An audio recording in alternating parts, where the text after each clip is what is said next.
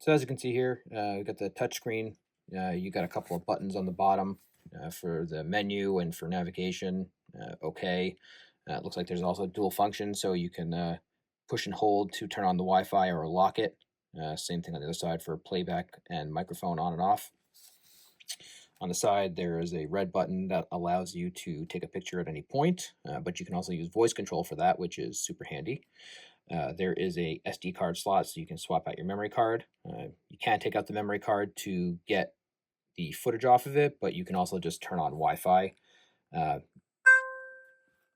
And as you can see, the voice control works. It just turned on Wi-Fi.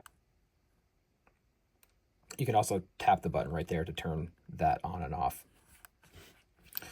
When you push the settings button, brings you in. You can see, you can choose your resolution. Right now, the rear camera isn't connected. It's just in my office with me.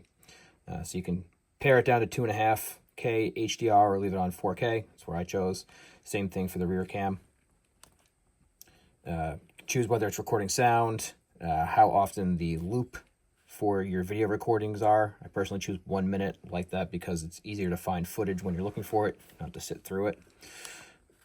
You can also set up the G sensor, so that lets you set up the accident or the parking control, so that when your car gets hit, it turns on automatically and starts recording. There's a fatigue reminder. You can just set up the Wi-Fi settings there.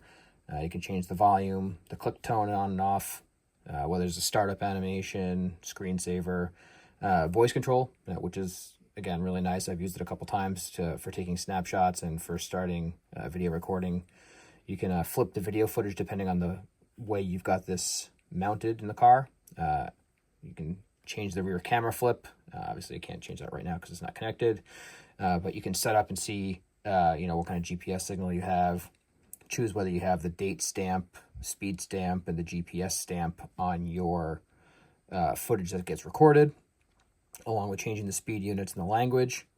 You can change your clock settings, whether it's 12-hour or 24-hour, which time zone you're in, and saving daylight savings time. And you can also change the flicker from 50 hertz and 60 hertz. I haven't had to do that. There's a format reminder, which I haven't used, but I have used the format SD card. I usually do that right after I turn the camera on for the first time, just to make sure everything's good. You can set up the card speed, and you can also reset the camera altogether.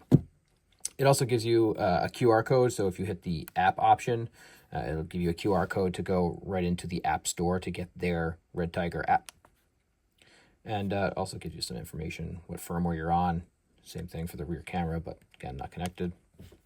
And you can go Help Center, so it gives you the email address for their assistance, or you can also scan the QR code for it and go to their website.